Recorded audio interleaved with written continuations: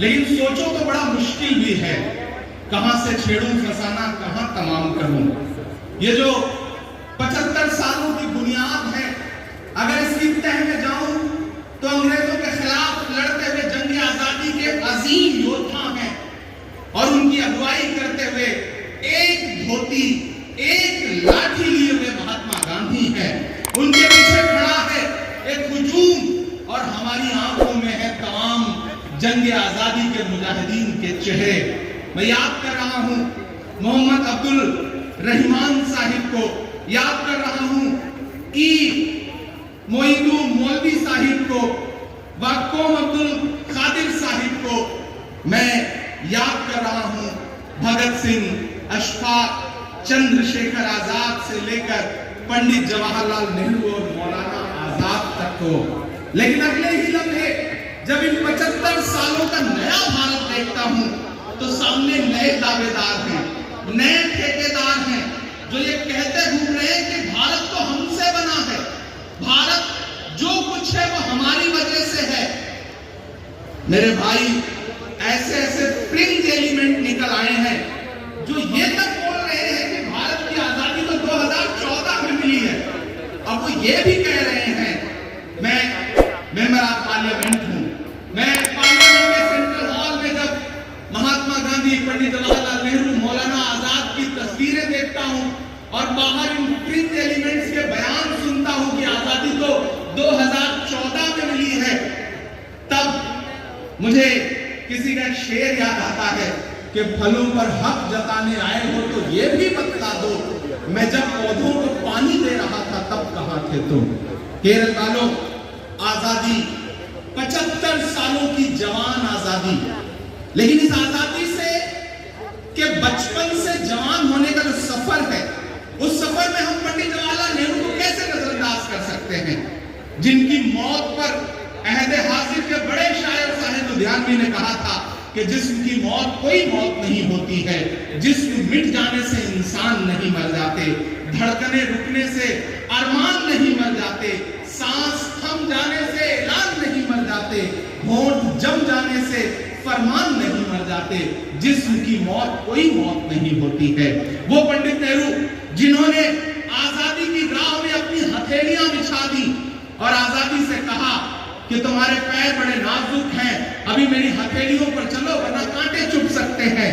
जिन्होंने उस दौर में बाबा साहेब डॉक्टर भीमराव अंबेडकर जी से कहा, सोचिए उनका विजन कितना बड़ा था, उन्होंने बाबा साहेब भीमराव अंबेडकर से कहा कि हम देश को एक ऐसा संविधान देना चाहते हैं, एक ऐसा कॉन्स्टिट्यूशन देना चाहते हैं जिसमें लिखा हो of the people, by the people, for the people, जनता के लिए, जनता के द्वारा, जनता का शासन।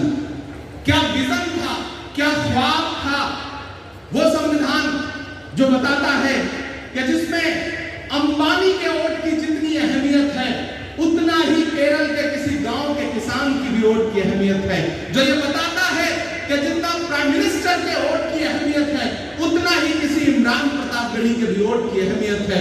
वो कॉन्स्टिट्यूशन जिसका article 14, article 15, article 16, article 19, article 21, 25, 30 जो ये कहता है कि देश के रिलीजियस, लिंग्विस्टिक और कल्चरल माइनॉरिटीज के जो फंडामेंटल राइट है उन्हें बचाया जाएगा, उन्हें सुरक्षित रखा जाएगा, उन्हें सेफ रखा जाएगा।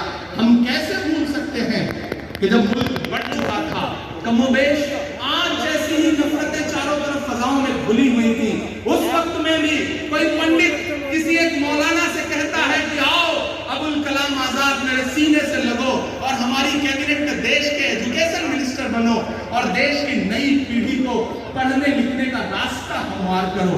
हम कैसे भूल सकते हैं उस अजीम इंसान को।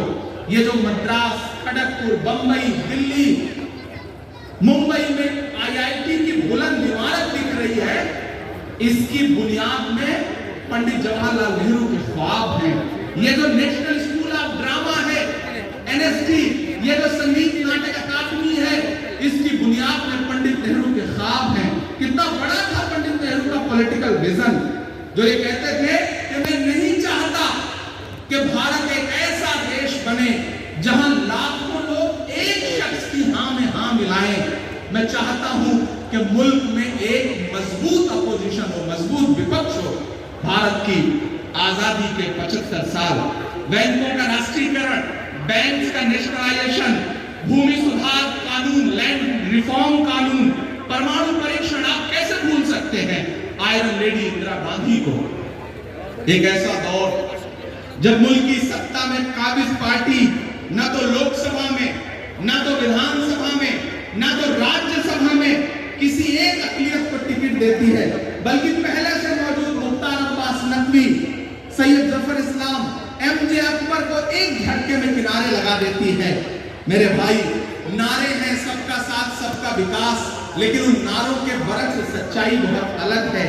हमने वहां ऐसी भी सियासत देखी है कि जब डॉक्टर जाकिर हुसैन, ज्ञानी जैल सिंह साहब, फखरुद्दीन अली अहमद साहब इस देश के प्राइम मिनिस्टर, इस देश के राष्ट्रपति बनाए गए, प्रेसिडेंट बनाए गए, हमने वो पॉलिटिक्स भी देखी है कि जब रफी अहमद किदवई, मौलाना आजाद, खान गनी चौधरी साहब, खुर्शीद आलम खान, मोहसिना किदवई जी, जेड आर अंसारी साहब, पीएम सईद साहब, सीके जाफर शरीफ साहब, गुलाम नबी आजाद, सलमान खुर्शीद, के रहमान खान साहब, उस्मान आरिफ जैसे लोग इस देश की सेंट्रल की कैबिनेट में मिनिस्टर बनाए जाते रहे।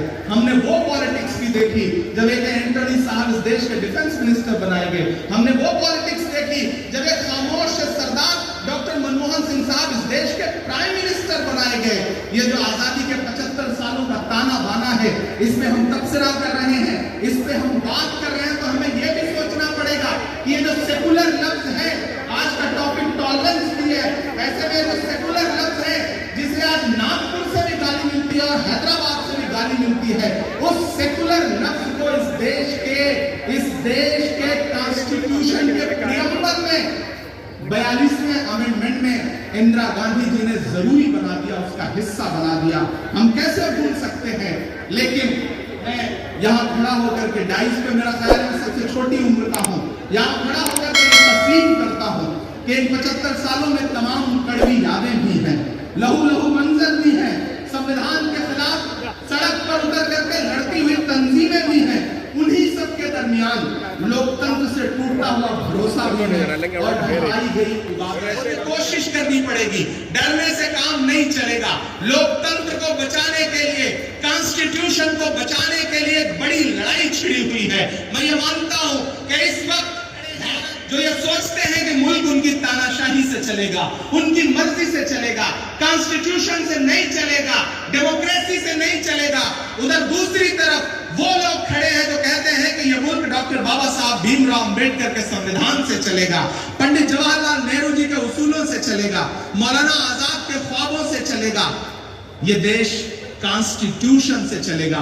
और उस लड़ाई में, ये बड़ी लड़ाई है, हमें छोटा नहीं सोचना है। जब बड़ी लड़ाई हो तो छोटी छोटी चीजें नजरअंदाज करनी पड़ती हैं और बड़े विजन के लिए हमें आगे बढ़ना पड़ता है। मैं अपनी नई नस्लों से कहना चाहता हूं कि हाँ, नए नए कानून तैयार हैं, नए नए ड्राफ्ट तैयार हैं।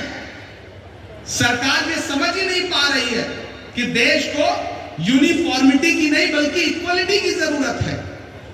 इक्वालिटी कभी भी यूनिफॉर्मिटी से नहीं आती है।